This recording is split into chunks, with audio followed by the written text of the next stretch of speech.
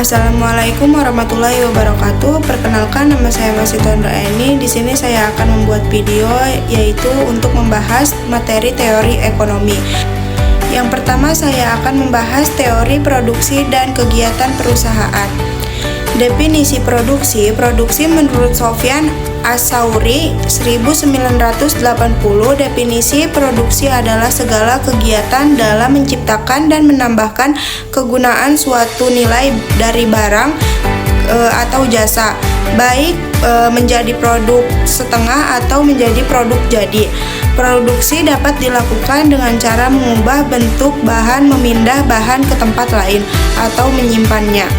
Nah, di sini pun mempunyai tujuan produksi. Yang pertama adalah memenuhi kebutuhan manusia, yang kedua mencari keuntungan, yang ketiga menjaga kelangsungan hidup perusahaan, yang keempat meningkatkan kualitas produksi. Nah, di sini pun mempunyai fungsi produksi, yaitu jumlah output yang dihasilkan serta jumlah input akan digunakan merupakan dua variabel yang terlibat dalam kegiatan produksi yang mempunyai hubungan fungsional atau pengaruh satu sama lain. Hubungan fungsional atau sebab akibat yang antara input dan output disebut sebagai fungsi produksi. Input adalah sebab dan output adalah akibat, atau sebagai variabel bebas. Output produksi disebut sebagai faktor produksi. Suharno 2007. Hubungan antara tingkat penggunaan input dan tingkat output sebagai fungsi produksi. Di sini pun ada faktor pendukung produksi, yaitu ada faktor alam, tenaga kerja, faktor modal, faktor kelainan. Nah, faktor penentu keberhasilan produksi pun ada empat jenis, yaitu jenis barang, jumlah yang dihasilkan, mutu barang, ketepatan waktu. Faktor penghambat produksi menurut Desalit yaitu ada 8 faktor yang menghambat produksi, yaitu yang pertama ada tidak punya modal, yang kedua tidak punya bakat atau kemampuan, yang ketiga tidak punya relasi, yang keempat tidak punya mentor atau pembimbing bisnis, yang kelima tidak berani ambil resiko, yang keenam tidak punya gagasan, yang ketujuh tidak mau mengerjakan sesuatu di luar tugas atau pekerjaan atau kegiatan utama. Nah, yang terakhir yaitu tidak mempunyai pengalaman, skill atau bisnis. Materi kedua, saya akan menjelaskan tentang pendapatan nasional. Pendapatan nasional adalah ukuran nilai barang dan jasa yang dihasilkan suatu negara dalam setahun atau total penerimaan masyarakat dalam jangka waktu yang sama. Konsep ini mencakup GDP, GNP, NPP, NNI, PI, dan DI. Sejarah pendapatan nasional. Awal perhitungan, Prancis adalah negara kedua yang menghitung pendapatan nasional. Dimulai oleh Pierre Leveson de Bois-Guilbert pada tahun 1690-an. Marcel Vauban kemudian memperluas cakupan perhitungan pada awal 1700-an. Perkembangan perhitungan Rusia dan Amerika Serikat menyusul dengan perhitungan pendapatan nasional masing-masing pada akhir abad ke-18 dan awal 1930-an. Sebelum Perang Dunia I, hanya 13 negara yang menghitung pendapatan nasionalnya.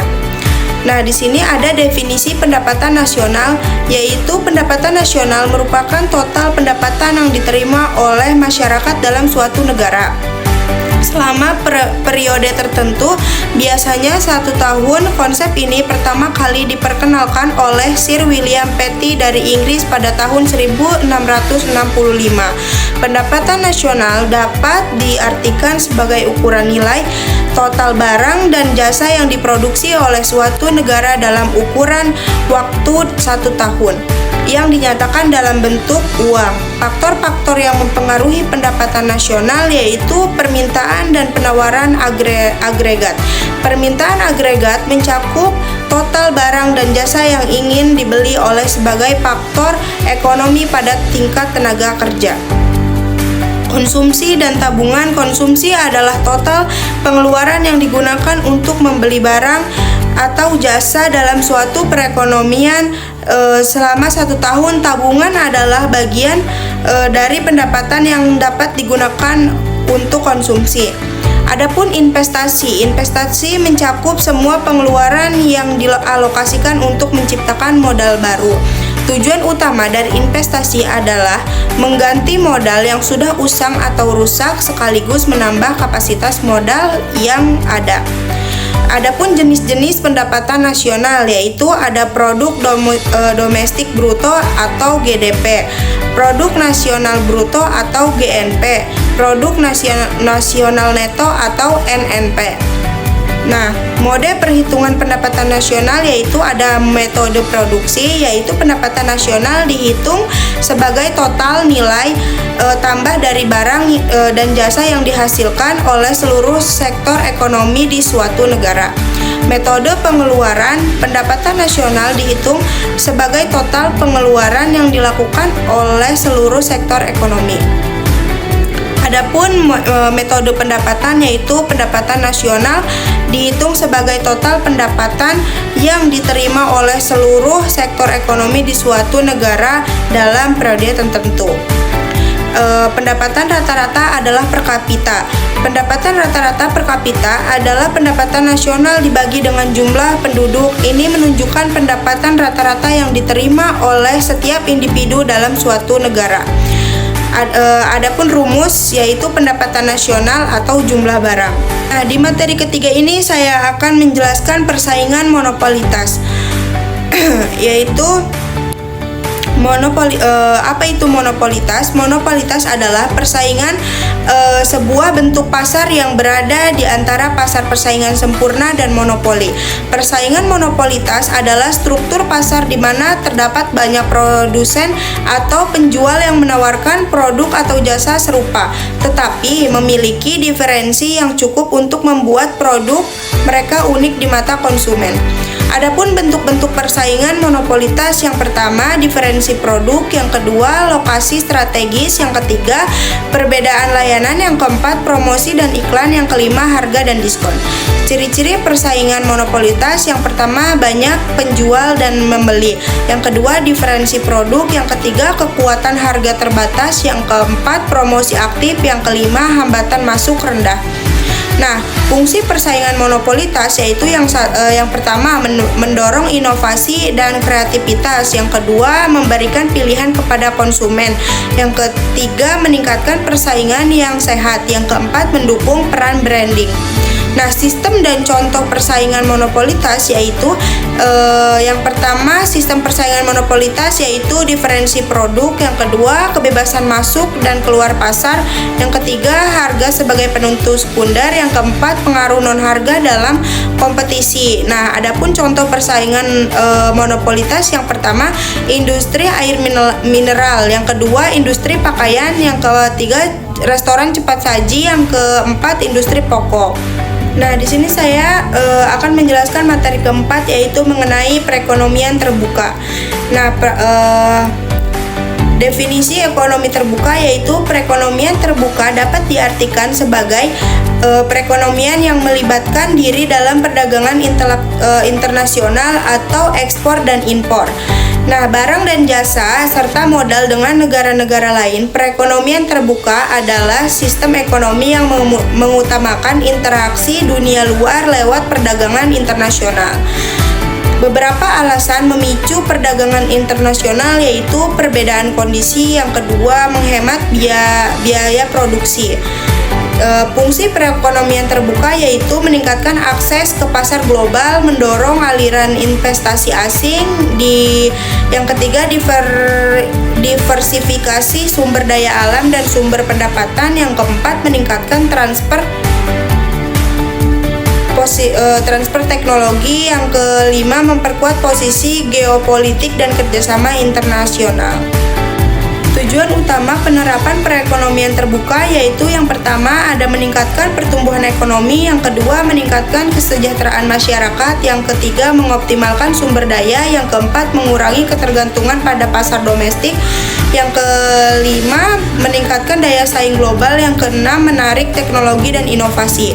Nah, model-model dalam perekonomian terbuka yaitu ada yang pertama yaitu model Mundell-Fleming, yang kedua model ISLM-BP, yang ketiga model keseimbangan umum terbuka. Adapun pendekatan dalam perekonomian terbuka yaitu pendekatan dalam perekonomian terbuka analisis pengeluaran agregat. Pendekatan ini menganalisis total pengeluaran dalam perekonomian termasuk konsumsi, investasi, pengeluaran pemerintah, ekspor dan impor. Analisis penawaran agregat. Pendekatan ini menilai bagaimana perubahan dalam biaya produksi, teknologi, dan faktor eksternal mempengaruhi penawaran barang dan jasa dalam perekonomian. Faktor yang mempengaruhi keberhasilan perekonomian suatu negara yaitu faktor internal, faktor eksternal, kebijakan moneter dan keuangan, kebijakan investasi, kemampuan beradaptivitas dengan perubahan global. Nah, adapun faktor utama yang mempengaruhi keberhasilan perekonomian terbuka yaitu kebijakan perdagangan internasional, stabilitas ekonomi makro, kualitas infrastruktur, tingkat investasi asing langsung, tingkat investasi, kualitas sumber daya manusia, nilai tukar mata uang, keterbukaan terhadap teknologi dan inovasi, keterlibatan organisasi ekonomi global, kondisi politik dan hukum, permintaan dan penawaran global. Nah, adapun beberapa keuntungan perekonomian terbuka yaitu memperluas pasar produk, barang dan jasa perusahaan dalam negeri, mengurangi tingkat pengangguran masyarakat, munculnya pasar utama valuta asing dalam saham, yaitu produsen mendapatkan barang yang sesuai dibutuhkan, konsumen mendapatkan barang dan jasa sesuai keinginan, yang terakhir pertukaran tenaga kerja. Nah, di materi kelima ini saya akan menjelaskan kebijakan fiskal dan kebijakan moneter. Yaitu adapun kebijakan moneter dan fiskal merupakan dua instrumen penting dalam mengatur perekonomian suatu negara. Kebudayaan memiliki peran yang berbeda namun saling terkait dalam mengendalikan inflasi, pertumbuhan ekonomi dan stabilitas keuangan. Kebijakan moneter mengacu pada tindakan yang diambil oleh bank sentral suatu negara untuk mengatur jumlah uang beredar dan suku bunga guna mencapai tujuan-tujuan ekonomi tertentu. Sementara itu, kebijakan fiskal bertujuan untuk mengatur tingkat pertumbuhan ekonomi, menciptakan lapangan pekerjaan dan menjaga stabilitas fiskal negara. Nah, adapun pengaruh kebijakan fiskal terhadap pertumbuhan ekonomi dan stabilitas harga, yaitu yang pertama ada pembangunan infrastruktur dan dampaknya terhadap pertumbuhan ekonomi. Yang kedua ada pengurangan subsidi BBM dan dampaknya terhadap pertumbuhan ekonomi. Nah, yang terakhir ini peningkatan penerimaan pajak dan pertumbuhan ekonomi. Adapun instrumen kebijakan moneter terhadap inflasi yaitu yang pertama ada kebijakan diskonto atau diskon rate. Yang kedua ada operasi pasar terbuka. Yang ketiga ada kebijakan rasio cadangan wajib. Yang keempat ada penempatan suku bunga acuan. Yang terakhir ada himbauan moral. Nah, adapun tantangan menerapkan kebijakan moneter dan fiskal secara bersamaan, yaitu yang pertama ada kebijakan fiskal diterapkan oleh pemerintah sebagai bukti untuk mengatur jalannya perekonomian negara Indonesia. Ketika perekonomian Indonesia mengalami kontraksi atau resesi, kebijakan fiskal ekspansi sering digunakan untuk meningkatkan permintaan agregat melalui peningkatan pengeluaran negara atau pengeluaran pajak yang bertujuan untuk mendorong pertumbuhan ekonomi. Sebaliknya, saat perekonomian menunjukkan tanda-tanda overheating atau inflasi tinggi, kebijakan fiskal kontraktif seperti pengurangan belanja negara atau peningkatan pajak digunakan untuk mengurangi tekanan inflasi dan menjaga keseimbangan fiskal. Nah, materi selanjutnya saya akan menjelaskan tentang munculnya teori ekonomi makro, yaitu pada dasarnya teori ekonomi makro adalah sebuah teori yang mempelajari dan membahas tentang segala peristiwa, fenomena atau masalah-masalah yang terkait dengan ekonomi secara keseluruhan atau dalam ruang lingkup besar. Ekonomi makro juga merupakan bagian dari ilmu ekonomi yang memfokuskan kajian terhadap mekanisme kerja perekonomian, memahami peristiwa atau kejadian seputar perekonomian dan berusaha untuk membuat suatu rumusan yang menjadi solusi memperbaiki kebijakan ekonomi yang ada. Selain itu, dalam ekonomi makro ada beberapa hubungan yang terjadi. Hubungan yang dibahas di dalamnya meliputi hubungan antara variabel dan agregatif. Adapun hubungan tersebut antara lain yaitu yang pertama ada tingkat pendapatan nasional, yang kedua ada konsumsi yang dilakukan rumah tangga, yang ketiga ada investasi nasional atau pemerintah atau swasta. Yang keempat ada tingkat tabungan atau institusi atau individu. Nah, yang kelima ada belanja pemerintah atau APBN dan APDB. Nah, yang keenam ada tingkat harga atau harga umum atau harga pasar.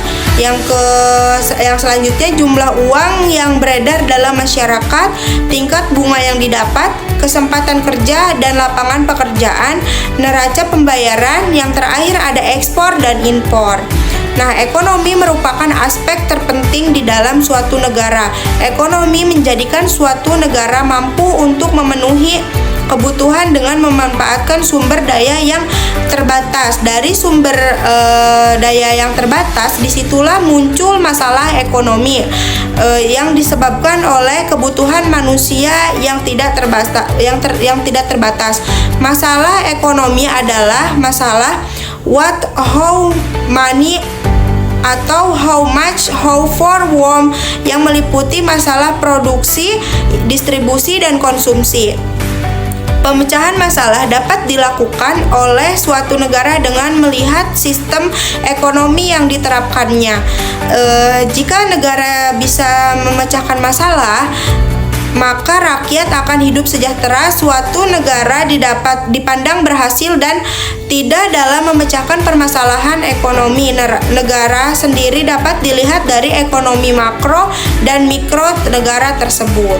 Nah, di sini materi selanjutnya saya akan membahas teori ekonomi mikro, yaitu yang sering juga ditulis sebagai mikroekonomi, merupakan cabang dari ilmu ekonomi yang mempelajari perilaku individu baik konsumen dan perusahaan serta sebagaimana penentuan harga-harga pasar dan kuantitas input barang maupun jasa yang diperjualbelikan di pasar. Ekonomi mikro ini meneliti bagaimana keputusan dan perilaku tersebut dapat mempengaruhi penawaran dan permintaan atas barang dan jasa, akan menentukan harga dan bagaimana harga pada gilirannya dapat menentukan penawaran dan permintaan atas barang dan jasa. Selanjutnya, individu bersama yang lain melakukan kombinasi kegiatan konsumsi atau produksi secara optimal di pasar. Nah, selanjutnya akan membentuk suatu keseimbangan atau equilibrium dalam skala makro, dengan asumsi bahwa semua hal ini akan dianggap tidak berubah atau ceteris paribus. Perlu diketahui bahwa salah satu tujuan dari ekonomi mikro adalah menganalisa pasar beserta mekanismenya yang dapat membentuk harga secara relatif kepada produk dan jasa yang ada. Nah, dan mengalokasikan sumber yang terbatas di antara banyak pengguna alternatif memenuhi kebutuhan ketika pasar gagal dalam melakukan produksi atau market failure, yaitu ketika pasar gagal dalam melakukan produksi hasil yang efisien, dan di samping itu juga menjelaskan sebagai berbagai kondisi yang secara teoritis dibutuhkan lagi bagi suatu pasar persaingan sempurna. Adapun bidang penelitian yang penting dalam ekonomi mikro yaitu pembahasan mengenai keseimbangan umum atau general equilibrium, keadaan pasar dalam informasi ekonomi informasi asimetris dan pilihan dalam situasi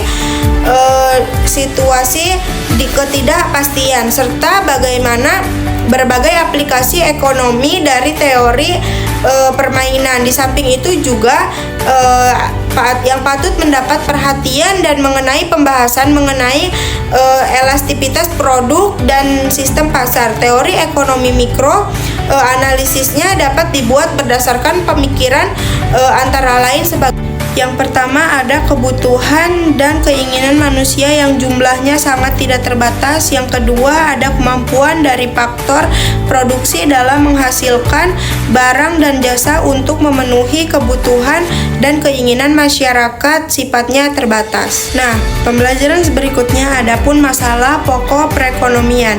Seseorang baik kedudukan sebagai individu maupun kelompok menghadapi banyak sekali permasalahan ekonomi.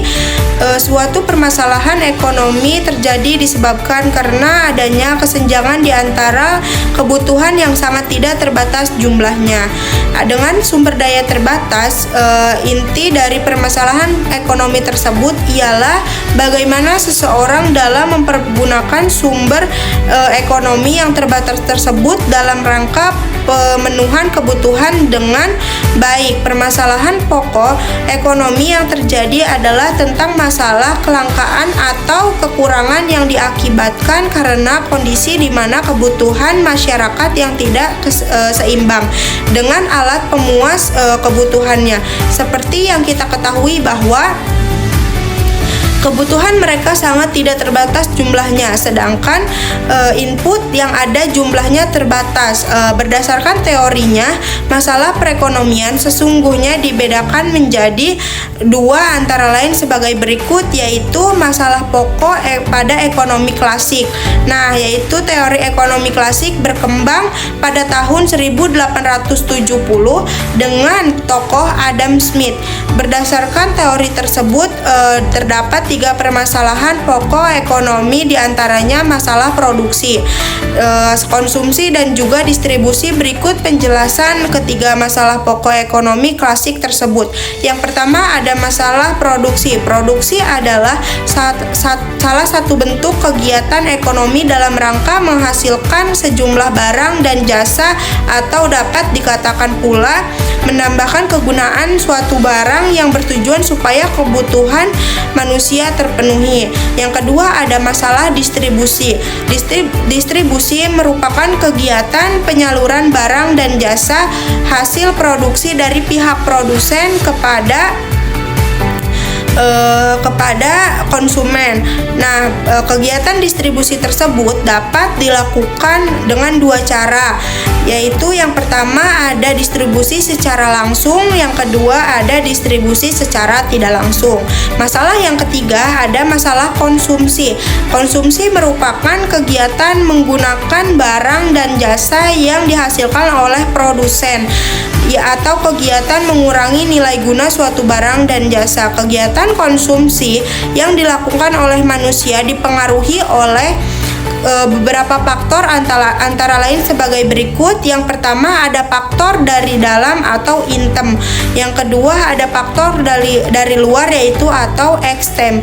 Nah, dengan perkembangan zaman yang ada, dapat kita rasakan bahwa kebutuhan semakin beraneka ragam dan sangat kompleks. Kegiatan ekonomi yang terjadi pada masyarakat modern meliputi tiga jenis kegiatan, antara lain produksi, konsumsi, dan perdagangan. Dengan demikian, masalah pokok ekonomi dapat dibagi menjadi tiga persoalan sebagai berikut. Yang pertama, what, yang kedua, how, yang ketiga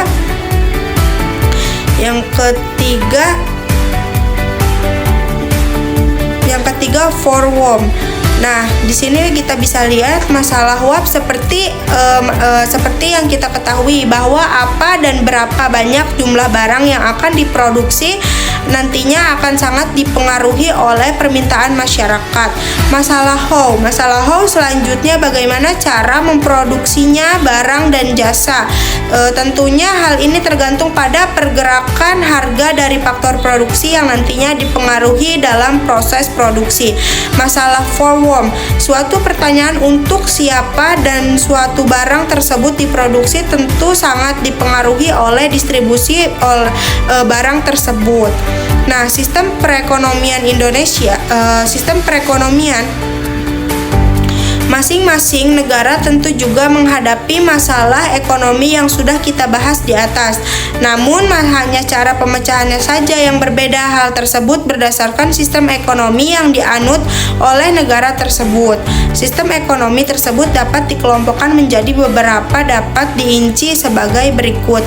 Yang pertama ada sistem ekonomi tradisional, yang kedua sistem ekonomi komando, yang ketiga ada sistem ekonomi liberal, yang keempat sistem campurannya, menjadi produk setengah atau menjadi produk jadi. Produksi dapat dilakukan dengan cara mengubah bentuk bahan, memindah bahan ke tempat lain, atau menyimpannya. Nah, di sini pun mempunyai tujuan produksi. Yang pertama adalah memenuhi kebutuhan manusia, yang kedua mencari keuntungan, yang ketiga menjaga kelangsungan hidup perusahaan, yang keempat meningkatkan kualitas produksi. Nah, di sini pun mempunyai fungsi produksi, yaitu jumlah output yang dihasilkan serta jumlah input akan digunakan merupakan dua variabel yang terlibat dalam kegiatan produksi yang mempunyai hubungan fungsional atau pengaruh satu sama lain. Hubungan fungsional atau sebab akibat yang antara input dan output disebut sebagai fungsi produksi. Input adalah sebab dan output adalah akibat, atau sebagai variabel bebas. Output produksi disebut sebagai faktor produksi. Suharno 2007. Hubungan antara tingkat penggunaan input dan tingkat output sebagai fungsi produksi. Di sini pun ada faktor pendukung produksi, yaitu ada faktor alam, tenaga kerja, faktor modal, faktor kelainan. Nah, faktor penentu keberhasilan produksi pun ada 4 jenis, yaitu jenis barang, jumlah yang dihasilkan, mutu barang, ketepatan waktu. Nah, cukup sekian materi yang bisa saya jelaskan, kurang lebihnya mohon dimaafkan. Wassalamualaikum warahmatullahi wabarakatuh.